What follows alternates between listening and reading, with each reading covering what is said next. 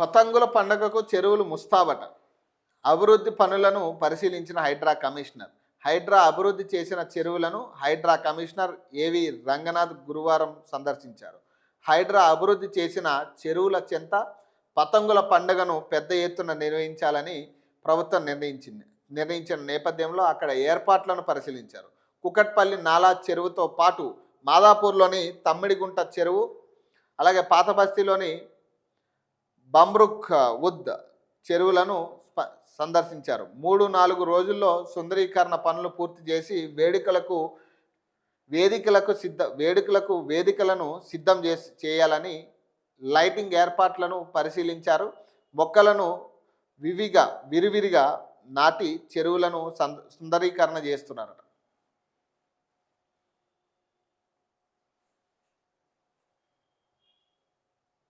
ఇక 5 ఏళ్ళు జైలు లేదా ₹1,00,000 ఫైన్ అంట. ఎందుకు? చైనా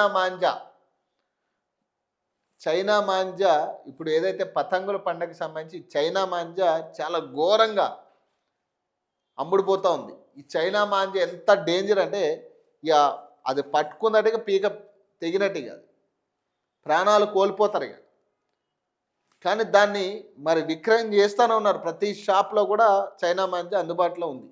మరి ఎట్లా దీన్ని ఎవరు పర్మిషన్ ఇచ్చారు దానికంటే అందరూ కూడా తెల్లముఖం వేసే పరిస్థితి. సో నిన్న సజ్జనార్ గారు దాని మీద ఒక కఠిన చర్య తీసుకుంటూ ఒక తీర్పు ఇచ్చారు. 5 ఏళ్ల జైలు, ₹1,00,000 ఫైన్ అట. హెచ్చరించిన సిపి సజ్జనార్ అట. 1,24,00,000 చైనా మాంజా స్వాధీనం అట. 1,24,00,000 విలువ చేసే చైనా మాంజా స్వాధీనం చేసుకున్నారట. రాష్ట్రంలో చైనా మాంజాపై 2016 నుంచి నిషేధం ఉందని ప్రతి ఒక్కరూ గుర్తుంచుకోవాలని హైదరాబాద్ పోలీస్ కమిషనర్ సజ్జనార్ అన్నారు. పిల్లలు చైనా మాంజా ఉపయోగించకుండా తల్లిదండ్రులు జాగ్రత్తలు తీసుకోవాలన్నారు.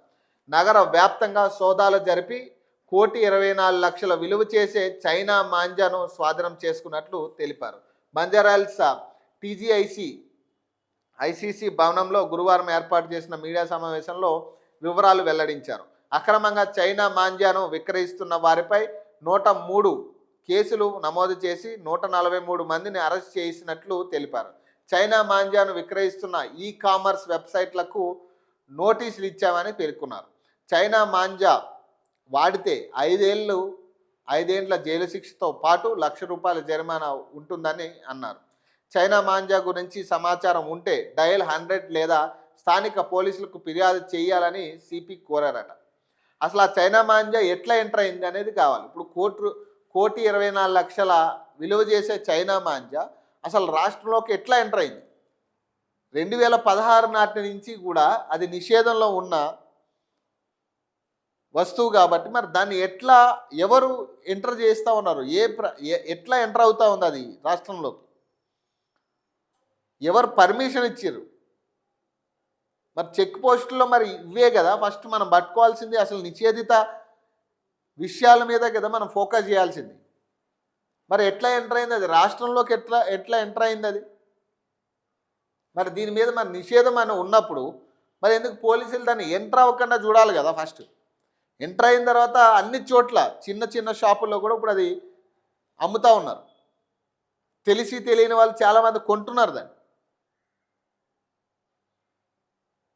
అసలు ఫస్ట్ అది ఎట్లా ఎంటర్ అయింది అనేది చెప్పాలి కదా. దాని మీద కదా మనం చేయాల్సింది. ఇప్పుడు జైలు శిక్ష కానీ ఇప్పుడు ఇది చెప్తే భయపడతారు, దాన్ని అమ్మడం మానేస్తారు, పక్కన పెడితే ఫస్ట్ అది ఎట్లా ఎంటర్ అయింది అనేది ఖచ్చితంగా పూర్తి వివరాలు బయట పెట్టాల్సిన అవసరం ఉంది. ఇప్పుడు 2016 నుంచి అది నిషేధంలో ఉన్నప్పుడు దాన్ని ఎట్లా ఎంటర్ చేస్తూ ఉన్నారు 2026లో కూడా? మరి ఇది తేలాలి అసలు.